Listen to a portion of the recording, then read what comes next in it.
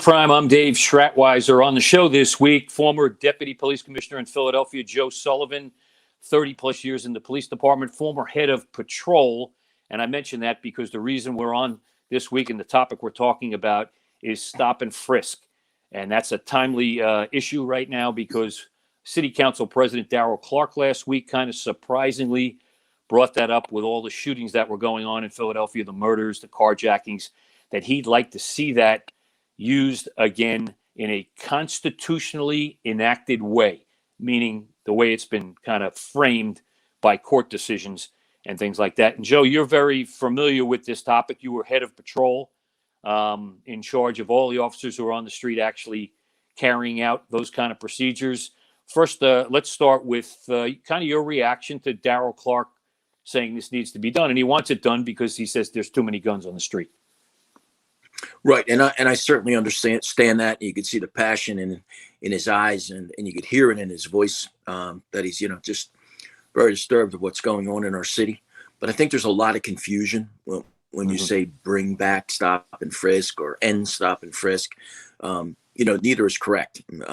Right. We want to continue and enhance legal stop and frisk as it was explained in Terry versus Ohio, the controlling court case. I mean, it never went away, but at the same time, there may be individual circumstances where officers don't conduct a stop in compliance with Terry versus Ohio. But making stops, and then if an officer has articulable reasons why he or she believes the person they're stopping might be armed, have always been permitted to do an outer pat down. A pat down of the outer clothing of the person. But what we have to make sure is that we're not randomly stopping people for no reason other than their color or the area in which they're in. So let's talk about what is a legal stop. If you're on the street, describe what you can do, what police are allowed to do under the current laws that are out there. Absolutely. So when an officer is in patrol and they see an individual and they observe, based on their training and their experience as a law enforcement officer, actions that amount to articulable facts that they could explain why they believe that person may be involved in criminal activity, they are permitted to briefly detain that person in order to conduct an investigation.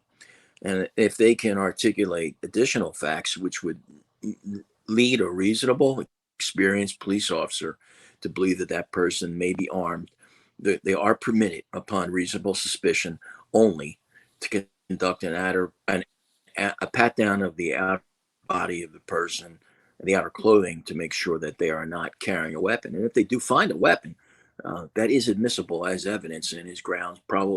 Then they have probable cause to make an arrest. Yeah.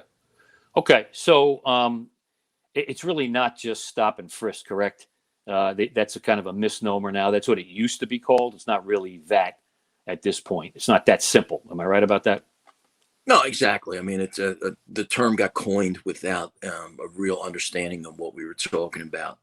Illegal stop and frisk, when it's done based solely on race or because a person is in a certain area, that's illegal stop and frisk, and that's never been condoned by the police department. And the police department goes to great lengths to try to track who's being stopped and the reason they're being stopped, to make sure that stop and frisk or Terry stops are being done in a lawful manner.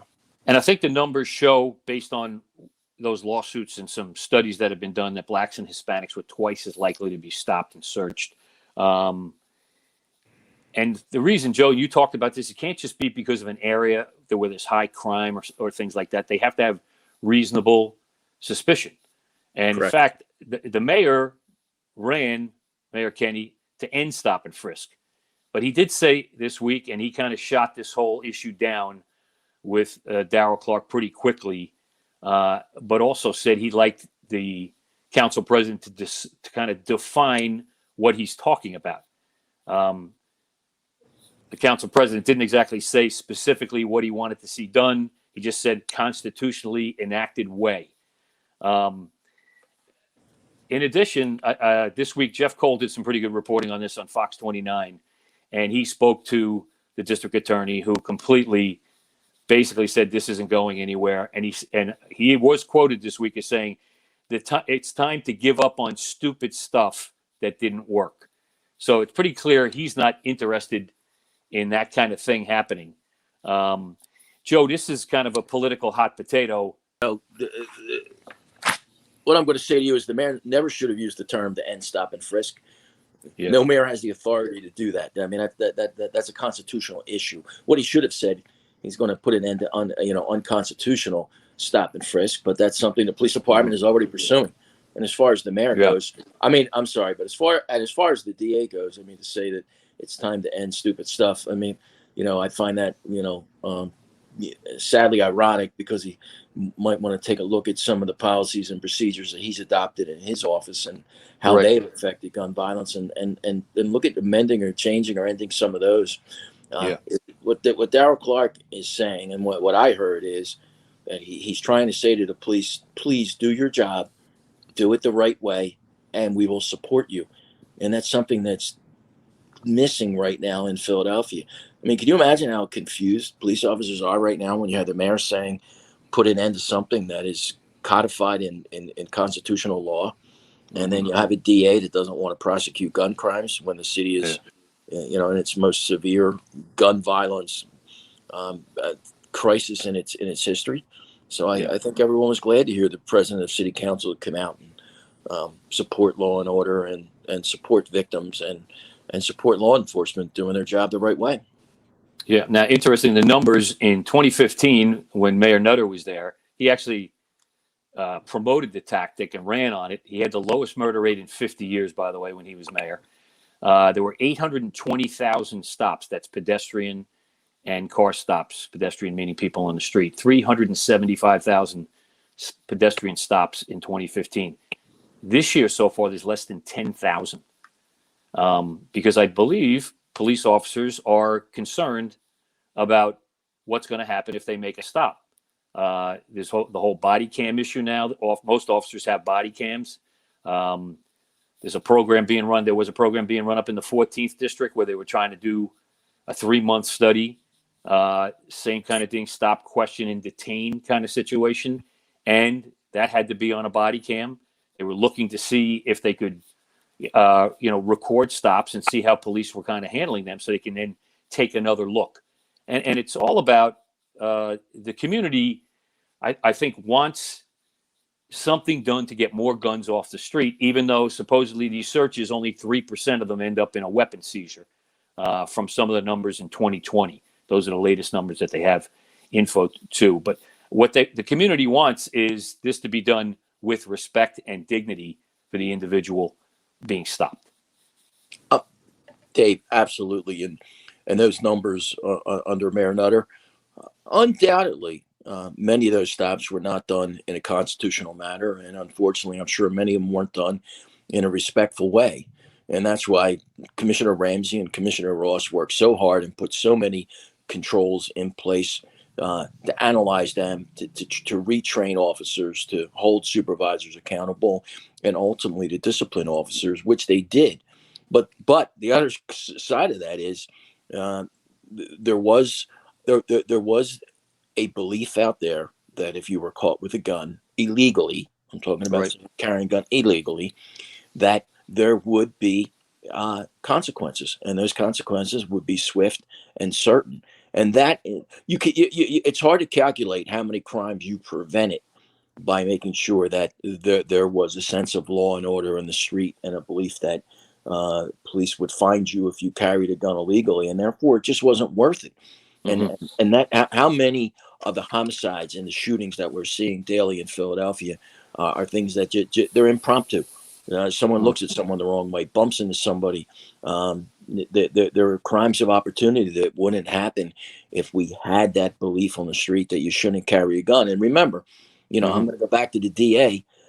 We've seen the lowest number of prosecutions of gun crimes in in recorded history, and we've had the DA say that prosecuting people for carrying a gun illegally is discriminatory.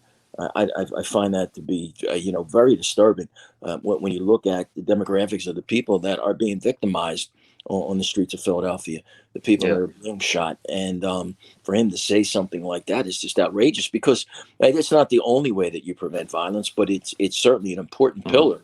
Hmm. That when you stop someone, and I'm talking about previously convicted felons, people with criminal records. I'm not talking about first time offenders, but when these individuals feel impunity to carry a gun illegally, despite their status of being on probation or parole, or as I said, a previously convicted felon, and they know that they're going to be able to walk away and plead to non-reporting probation, well, it takes away all fear.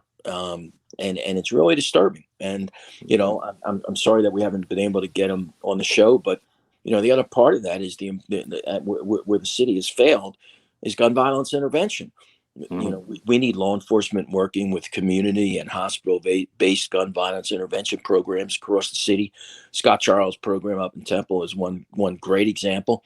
We have a lot of great community-based programs going on right now in Philadelphia, but the problem is they're not being properly coordinated, so that they're not, Yeah. they're not getting the information they should. They need to work independently, the police, but they need to Yeah. have the information they need to know where they're needed. Gun violence is concentrated.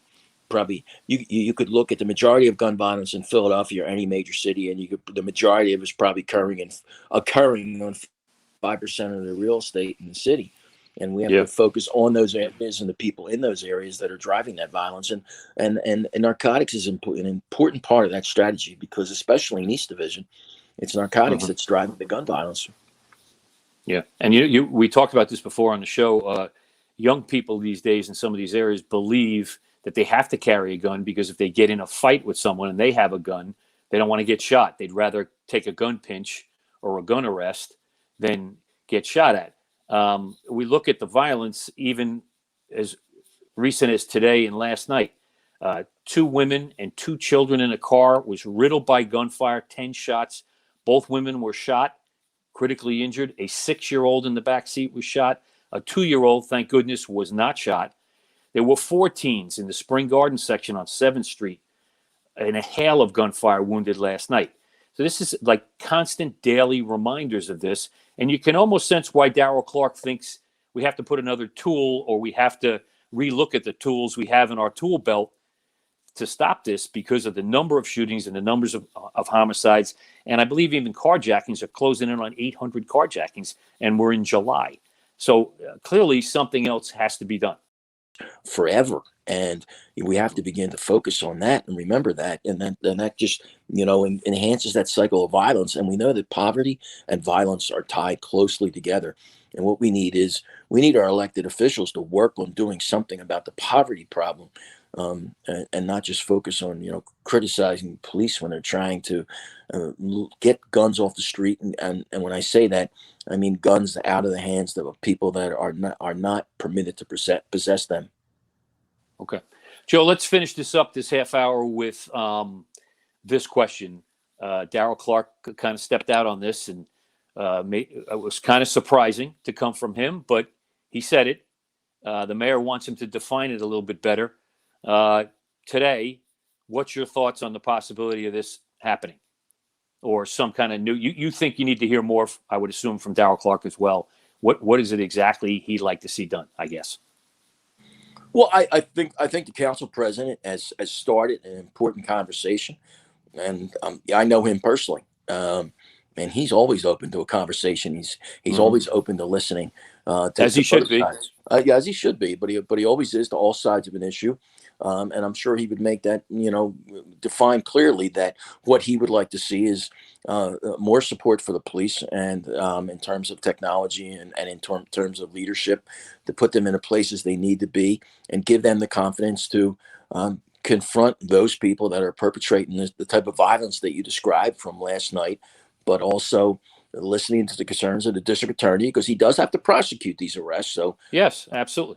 and so I that part I have no disagreement with him, that we have to make sure that they're being done in a constitutional manner. as well as the concerns of the mayor.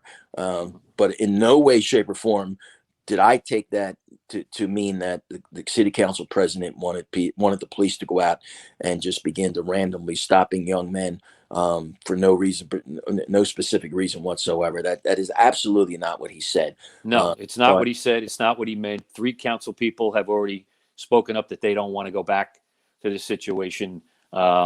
As you said, I think it's somewhat misunderstood as to what constitutionally enacted way is already on the books, and police are supposed to be conducting stops legally, not illegally, and I believe that's what they set out to do every single day when they get in a situation like this. We can see guns being taken off the street, 6,000 guns last year.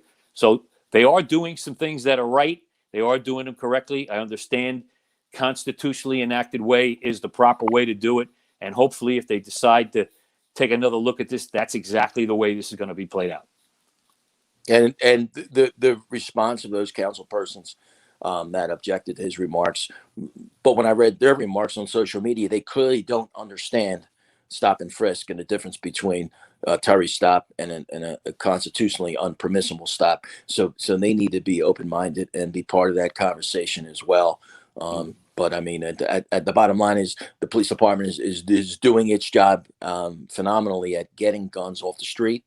But there has to be consequences for the people that are carrying these guns. Again, not talking about first-time offenders, not talking about scared young people, but people who have already perpetrated violence. When they're caught with a gun, they must go back to jail and they must stay there. Because if you want to know why the clearance rate is low, I mean, who do you think is committing these unsolved shootings? I promise you, that's exactly who it is. So they have to be. We have to make previously convicted felons and repeat offenders, people on probation and parole. They really have to be afraid to carry a gun illegally on the streets of Philadelphia. And when we achieve that, you'll begin to see this violence begin to recede. Okay. And the DA makes a good point. He wants cases that he can win. He doesn't want to go into court and have cases thrown out.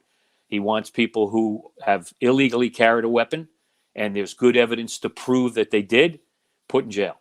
But the question is, how do we get to that happy medium? It sounds like everybody's got to be in this discussion for this to at least move off the blocks here from where it is right now, just a proposal. Joe, listen, I appreciate you coming on the show. Head of Patrol, we like to have the head of Patrol because it was your folks who basically had to carry this out, the boots on the ground. So I appreciate your time today. You're on vacation. I appreciate you taking some time out to do that. And thanks for coming on the show again, Joe. My pleasure. I'll talk to you. All right. Thanks, Joe. That's Philly Prime for this week. We'll talk to you again next week. Come back and listen.